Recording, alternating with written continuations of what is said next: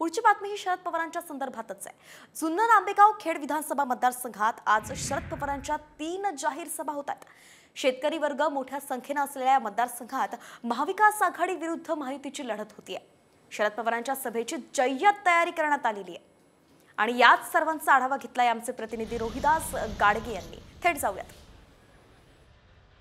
उत्तर पुणे जिल्हा हा शरद पवारांचा बालेकिल्ला।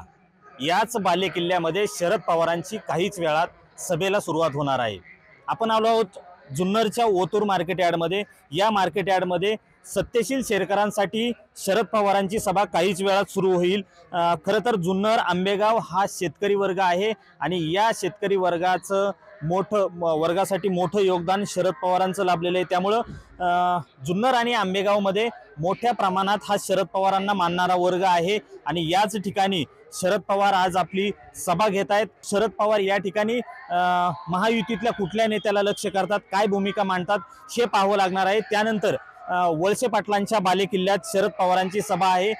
वळसे पाटील हे शरद पवारांचे एकेकाळचे शिष्य, मात्र त्यांची साथ सोडल्यानंतर शरद पवार आता थेट वळसे पाटलांच्या विरोधात वळसे पाटलांचाच एकेकाळचा शिष्य असलेल्या देवदत्त निकमांना घेऊन उतरलेत। रोहिदास गाडगे, साम टीव्ही न्यूज, जुन्नर, पुणे।